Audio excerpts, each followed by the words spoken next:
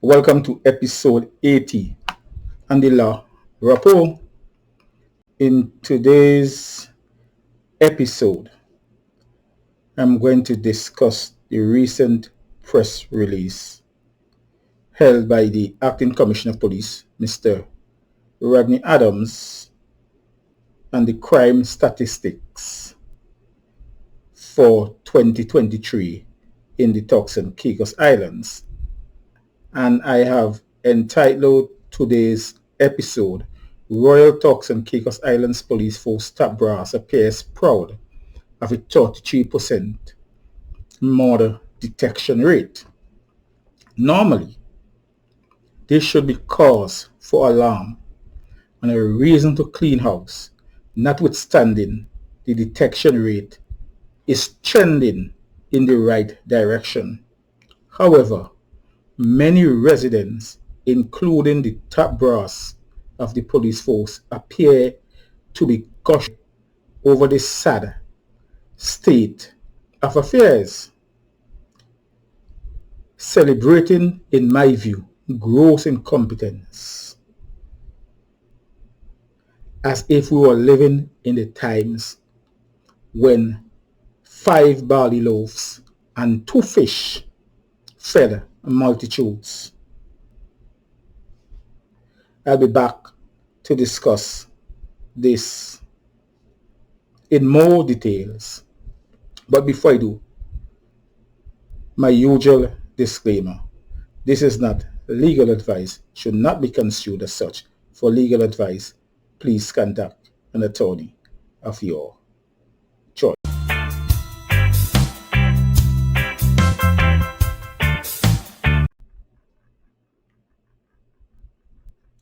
Homicide down 30.3% in 2003. Detection up significantly. That is the headline of an article dated the 5th of January 2024 in the TC Weekly News. And I'll read briefly from the article. Crime statistics recently revealed by the Acting Commissioner of Police, Rodney Adams, showed a 30.3% reduction in murders and that police have been markedly better at solving these crimes.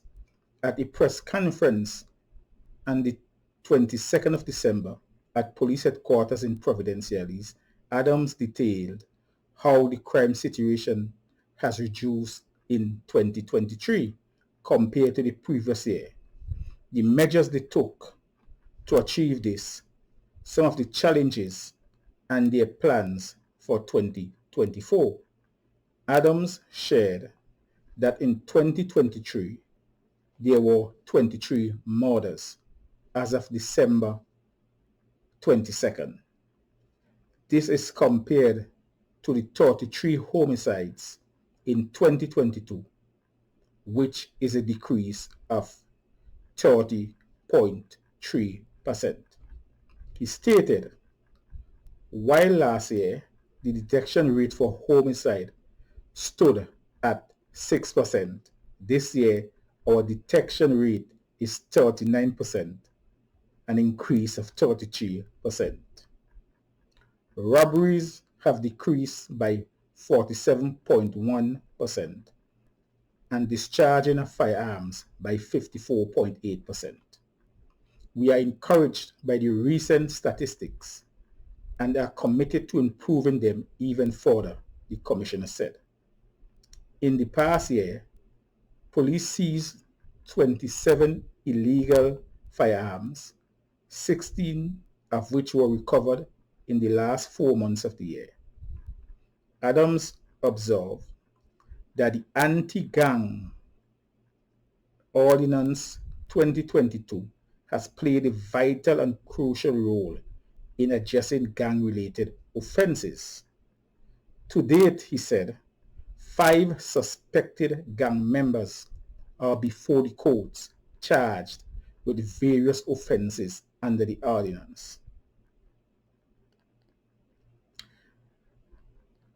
End of the sections that I wish to focus on in this episode.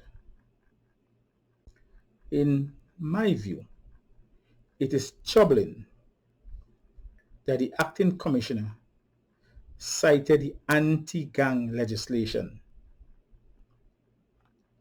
and highlighted that it played a vital and crucial role in the reduction of violent crimes. Fourthly, it is a proven fact that legislation is not a downward driver where crime and violence are concerned. Studies by respectable academics have repeatedly found that stricter and harsher penalties for crimes have a negligible effect, if any at all, on the reduction of crime. Secondly, according to my knowledge, a few persons may have been charged under the anti-gang legislation, some 5 persons in total, according to the Acting Commissioner of Police. In other words, a handful of persons. But as far as I am aware, none of them have yet been convicted. And it is not far-fetched to conclude that there may be no convictions due to the police often shoddy investigations.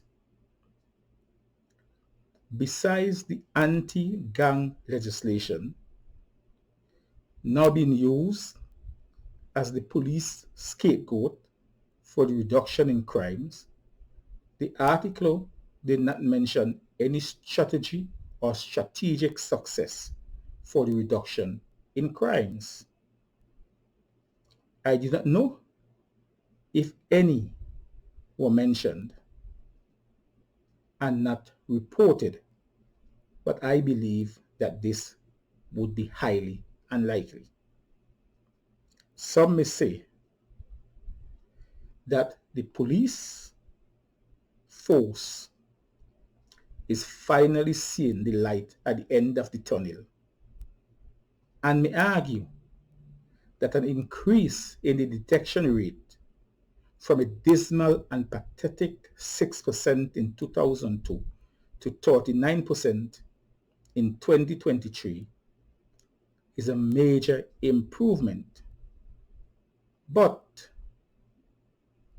try selling that to the families and close friends and relatives of the victims of the 61% of unsolved murders in 2023. It is my view that this is a failing grade and heads should roll among the top brass of the police force for this pathetic and dismal performance. There's nothing to celebrate here. If the police force was a private company, I am sure that the investors or stakeholders or shareholders would not have accepted this, and the CEO and board of directors would have been unceremoniously removed.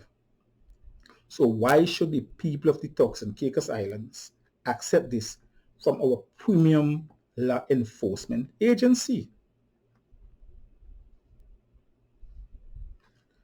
The man on the street have pointed out to me that many of the criminal elements have already met their demise and are residing peacefully, I hope, at one or more of our cemeteries. Others are on remand, in prison, awaiting trials, and some have fled to the United Kingdom to seek sanctuary. According to the man on the streets, the criminal elements themselves are responsible for the reduction in violent crimes by knocking off each other.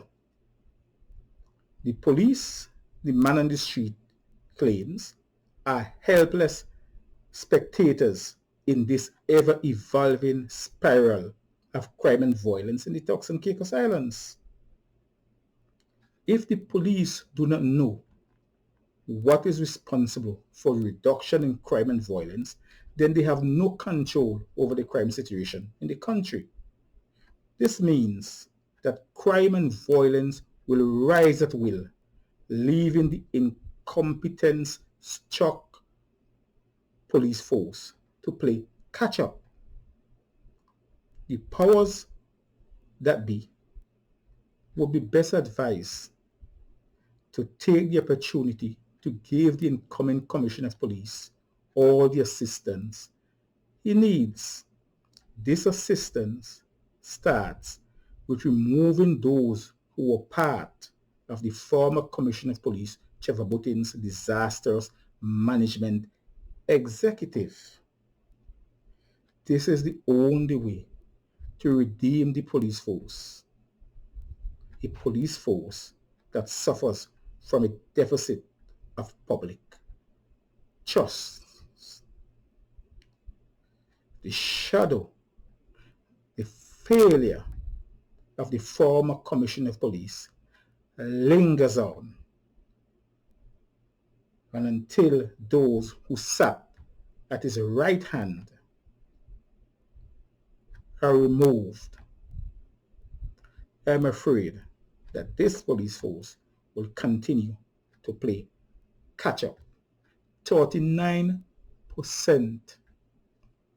by any stretch of imagination in any situation is a failing grade. There's nothing to celebrate. Now, viewers, tell me if I'm too harsh on the police force. I welcome your comments in the comment section below.